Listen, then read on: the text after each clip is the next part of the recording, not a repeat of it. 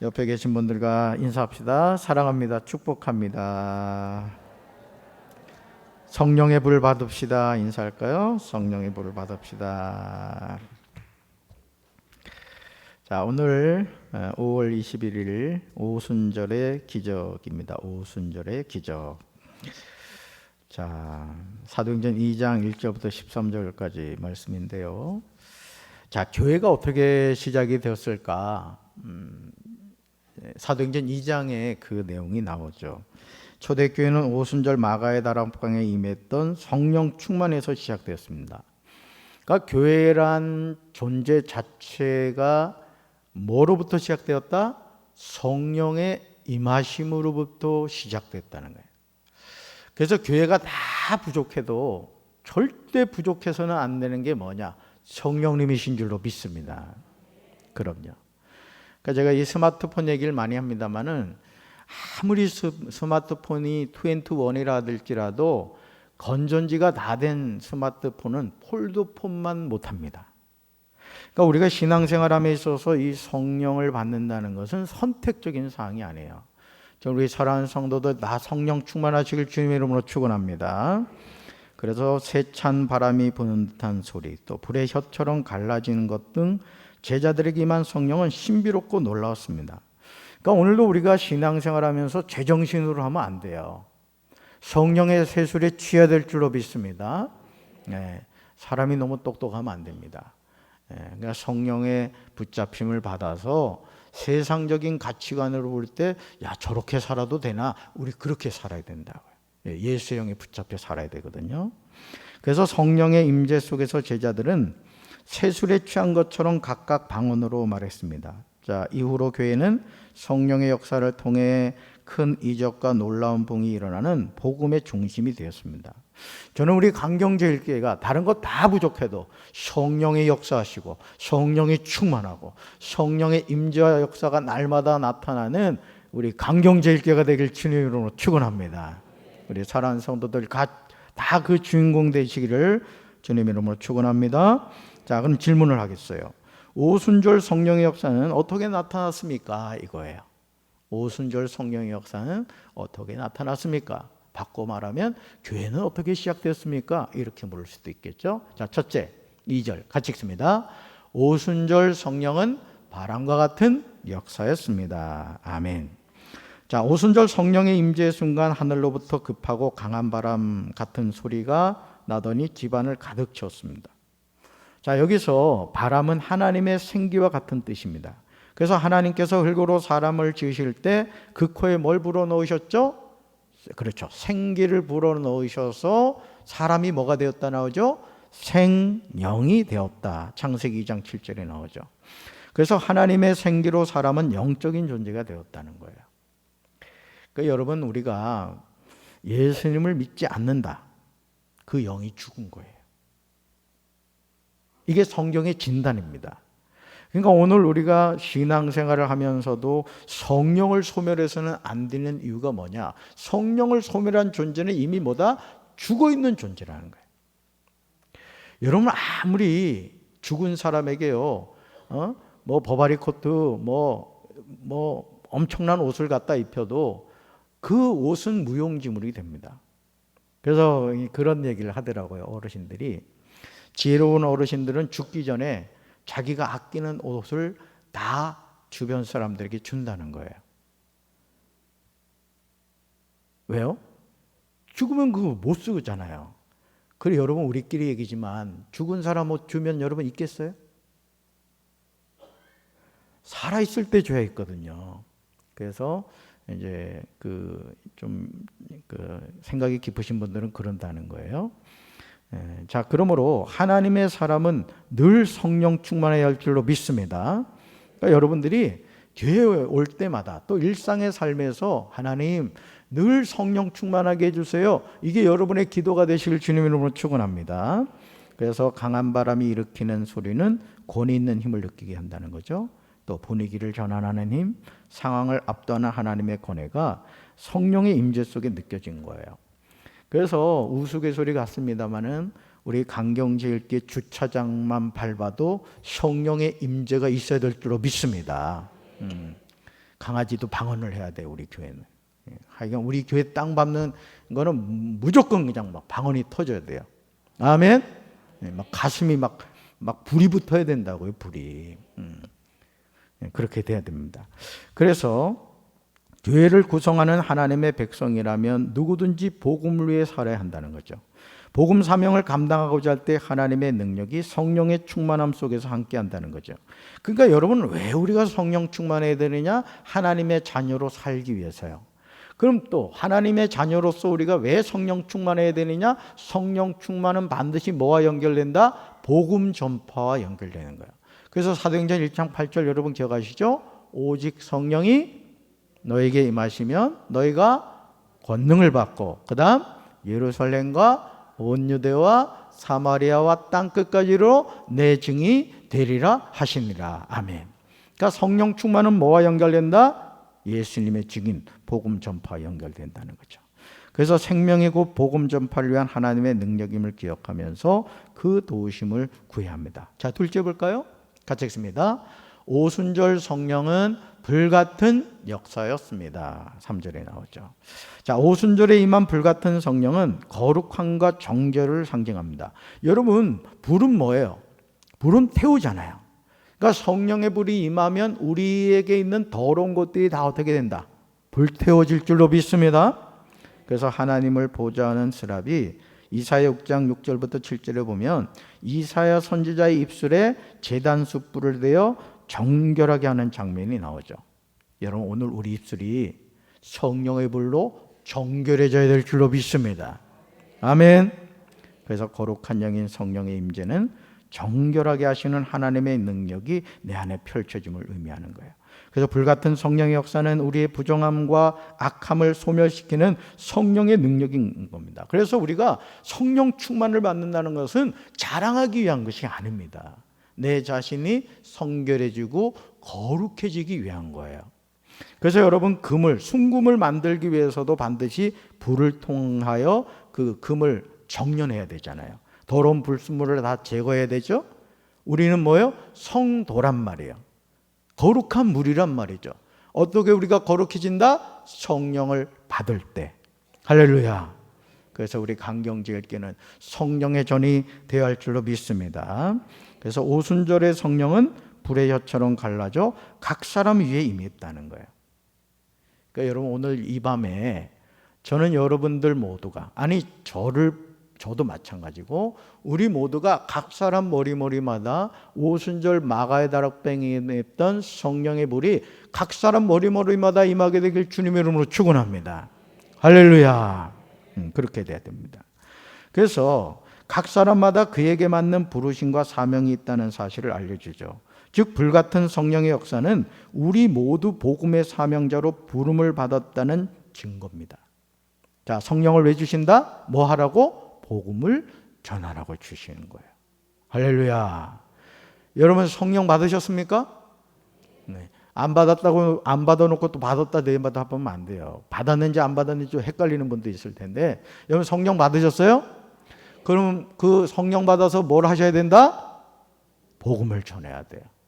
오늘 한 사람에게도 예수님을 전한 사람이 있어 한번 손 들어봐. 어떻게 된 거예요, 이거?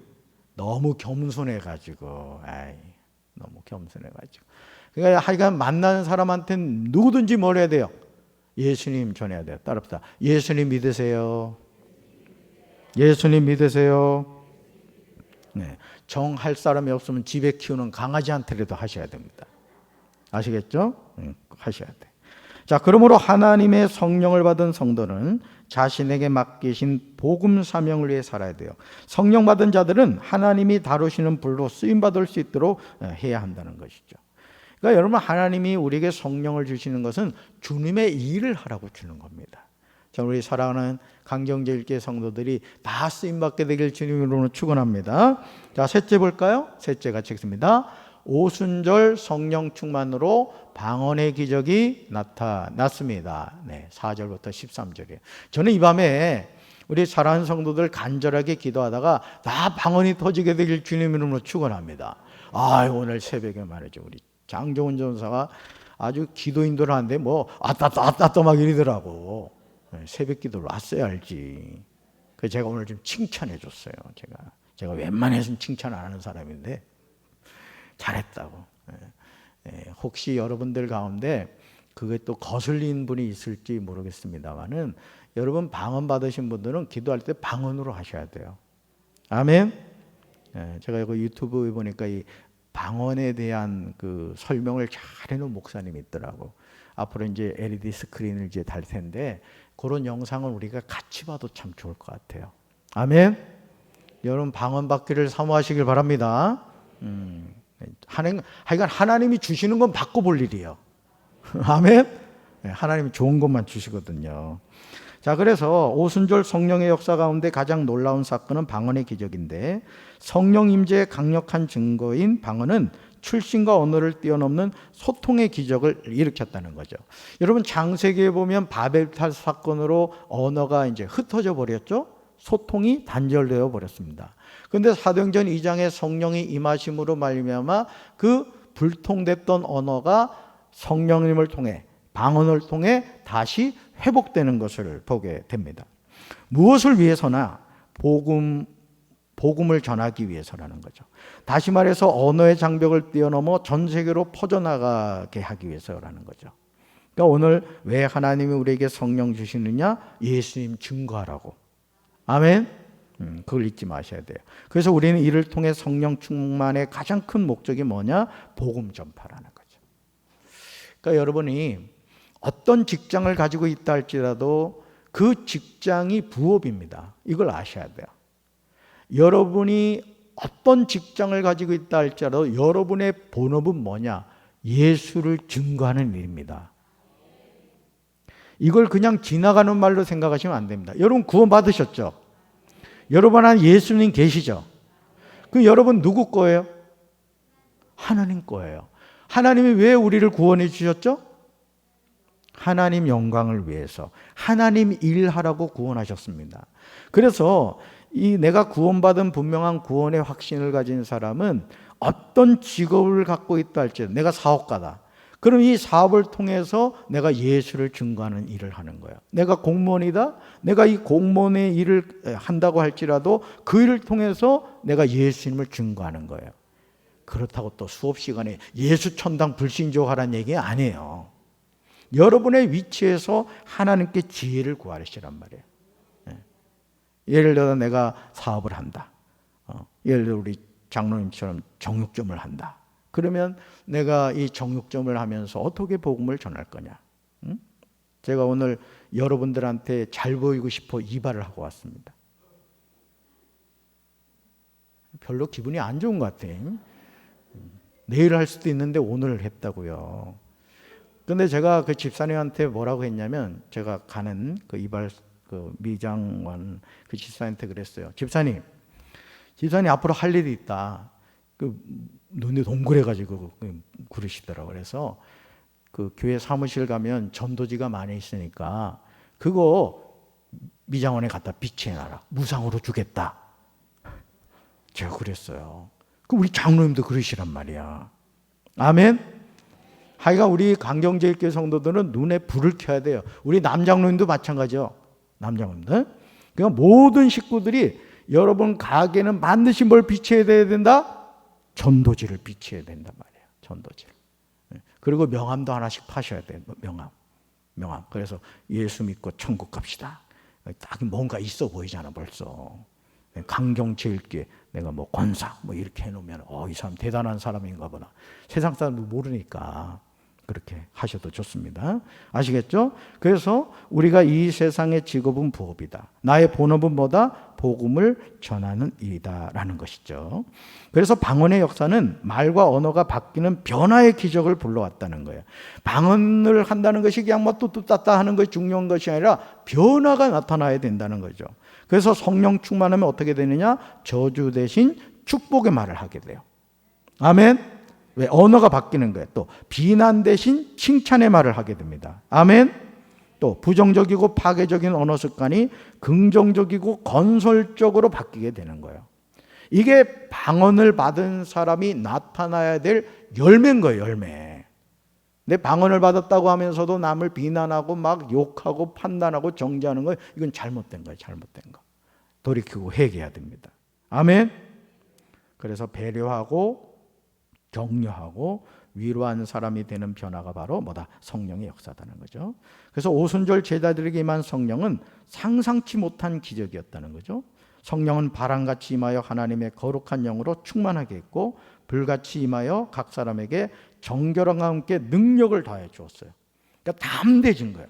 그러니까 성령이 임하시면 어떻게 돼요? 그 겁쟁이 베드로가 그 공회의원들 앞에서 담대하게 막 예수님을 얘기하잖아요. 그러면서 막 협박을 받잖아요. 다시는 예수 전하지 말아라. 그때 뭐라 그래요? 우리가 하나님의 말씀 듣는 게 중요하지 사람 말을 듣는 게 중요하겠느냐고 그 얘기했더니 한 말도 못 하잖아요. 여러분이 성령 충만받아 담대해져야 될 줄로 믿습니다.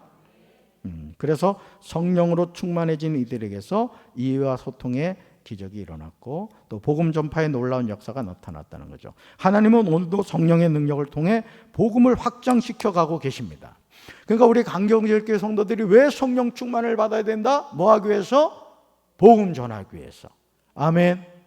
이런 역사가 나타나야 될 줄로 믿습니다. 자, 묵상 질문 보겠습니다. 첫째, 나에게 바람 같은 성령이 불어오기를 기도하고 있습니까? 아이고 아멘이 시원찮아가지고 성령님 오시다 마시겠어. 다시, 나에게 바람 같은 성령이 불어오기를 기도하고 있습니까? 우리 강경제일교회 바람 같은 성령이 오시길 주님 이름으로 축원합니다. 자, 두 번째 질문이에요. 불 같은 성령의 충만함을 간구하고 있습니까? 그래야 돼요. 불 같은 성령의 충만함을 받아야 됩니다. 세 번째 질문, 성령의 임재를 통한 변화의 능력을 믿습니까? 그렇습니다. 성령이 임하시면 변화되는 거예요. 어떤 사람도 변화됩니다. 저는 우리 강경제일교회가 이 성령의 임재를 통해서 변화되어야 될 줄로 믿습니다. 자, 삶에 적용 볼까요? 자, 성령이 임하여 변화된 자신을 발견해 봅시다 그랬어요. 성령이 임하여 변화된 자신을 발견해 봅시다. 자, 언어, 습관, 전도자, 그 외에도 여러 가지가 있겠죠. 그러니까 성령이 임하면 뭐 된다는 거예요? 변화된다는 거예요. 변화된다는 거예요. 자, 우리 사랑하는 성도 여러분들이 성령의 충만함을 받아 다 변화되기를 주님의 이름으로 축원합니다. 자, 우리 190